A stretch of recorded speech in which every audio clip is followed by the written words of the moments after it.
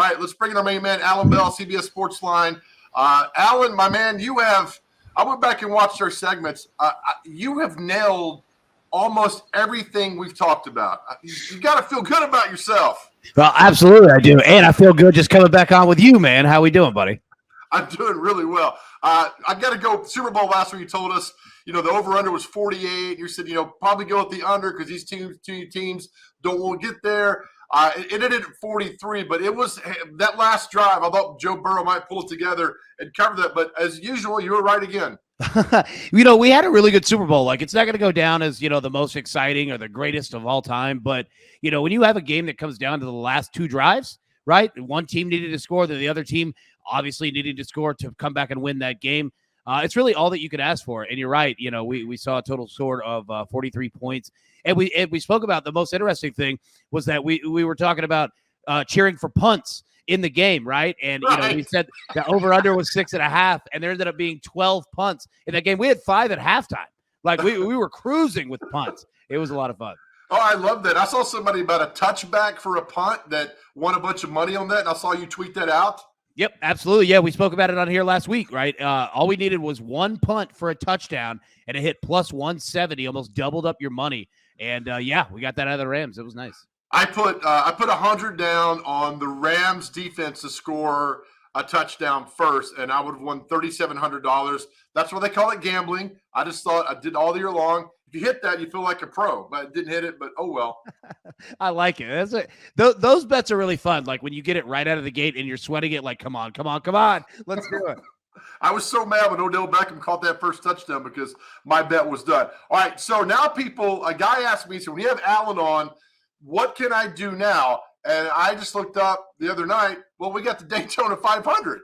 Yeah, absolutely, right? Like, even though football season is coming to a close, understand we're actually about to hit arguably the best stretch in sports because you're right. We've got the Daytona 500 coming up. We've got college basketball. We've got conference tournaments. March Madness is just around the corner. The Masters is coming up here pretty soon. Like, we've got a ton of sports, plus Major League Baseball. Whenever they get that figured out, which they will, we'll have baseball and college baseball. There's a ton on the docket.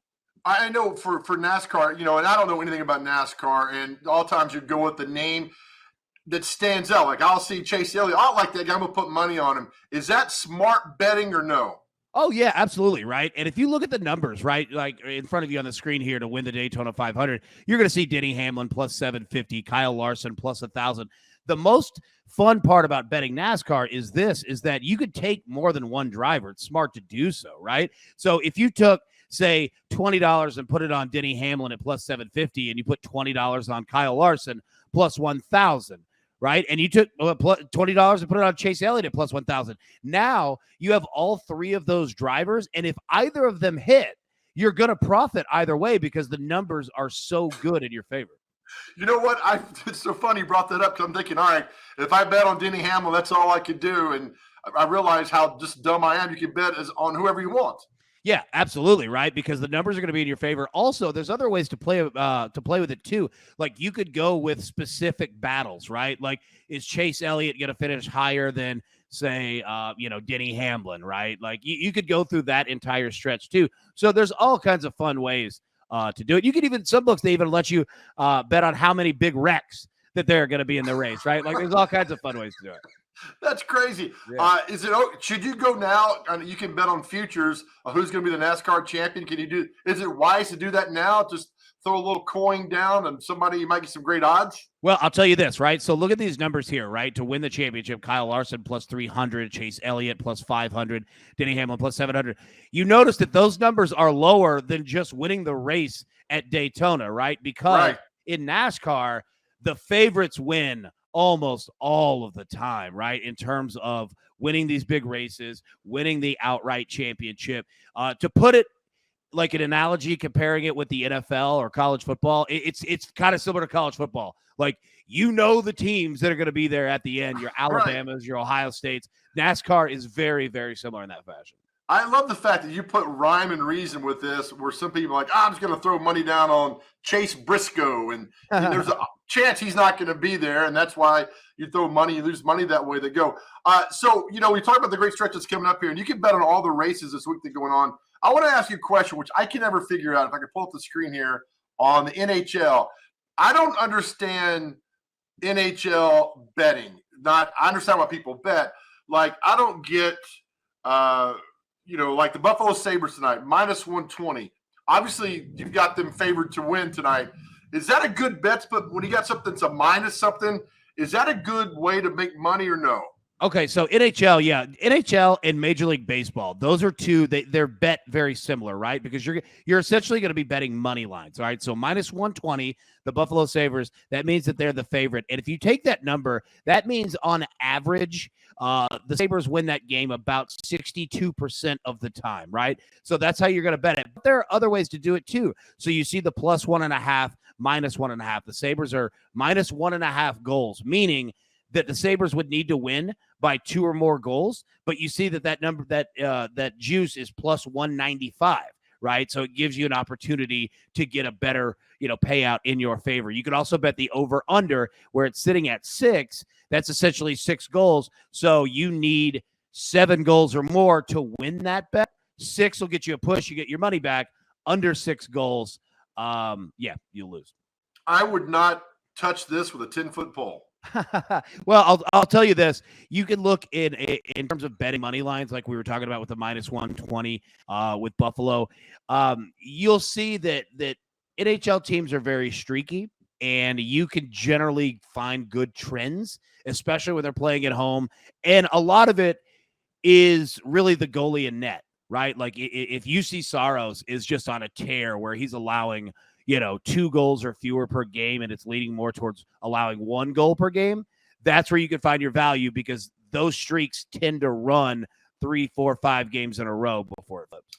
And I did a lot of friends, and of course you deal with this every day. A lot of friends still bet on the PGA, and I don't know. I don't have the knowledge to do that, but they bet every week, and they absolutely love it as much as they love betting on football. Oh, yeah. And look, you can see right here, tournament winners, right? So John Rahm, plus 900, Patrick Cantlay plus 1,100, and this is for the Genesis Invitational starting today. It's very similar to NASCAR. It's almost identical betting in terms of you can bet more than one person because you have so many entrants that are in the tournament, right? So if you're going to bet golf, approach it the same way that you would NASCAR, and you could also bet like first round. Right? Like you could say, all right, John Rahm versus Dustin Johnson or whoever. Like you could find those bets. Well, so it doesn't have to be, you place a bet and you have to wait 4 days for it. You could bet each round before they start.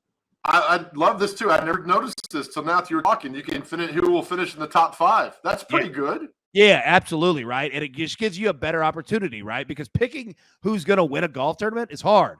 Like, first off, golf is just hard, right? Like, but if you've got 90 people that are in a tournament, yeah, man, like it's a difficult bet. Like if your guy has one bad round, if he has, a bad front 9, that could take you completely out of it. So you could bet top 5s, you could bet Thursday rounds, Friday rounds, etc. There's a lot of ways to go about that. Man, I want to get inside your brain, man, because you know so much about that I'm just beginning to learn this stuff. And look, Allan, you bet on the top American, top Asian, top Australian. Yeah.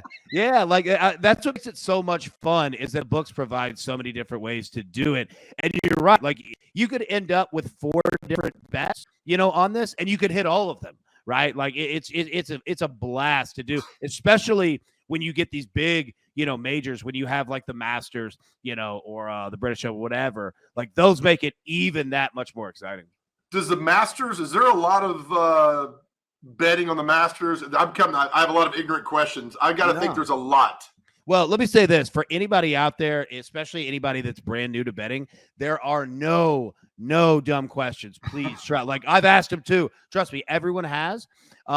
But like you're going to see so much more money come in on the Masters, on the majors. And if Tiger Woods is in the event, my goodness, he'll get 3 times the amount of bets that anyone else will if he's healthy or not. Like, I mean, he creates so much money in the market in terms of sports betting.